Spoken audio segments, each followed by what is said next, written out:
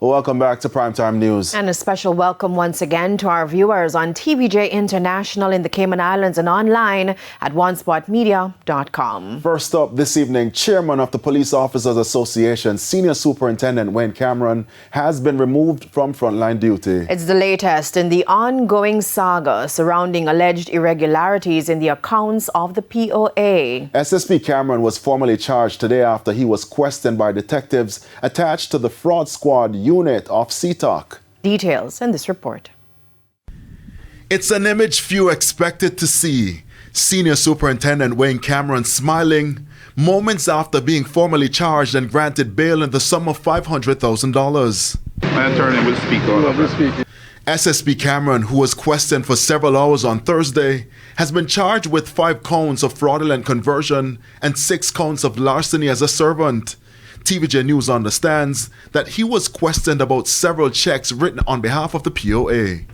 Matthew Hyatt is one of his attorneys. No comment at this time. The matter is set before the court for February 12th, and at that time we will hear the fulsome aspects of the facts and we will go forward from there.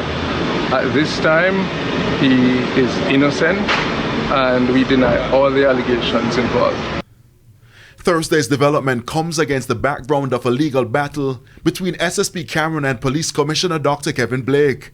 In September last year, Dr. Blake ordered that the chairmanship of the Police Officers Association be vacated, citing glaring contradictions and irregularities in the association's unaudited accounts, as well as failure to hold an annual general meeting since 2022.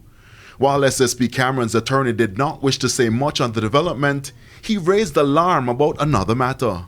His government-issued firearm has been confiscated.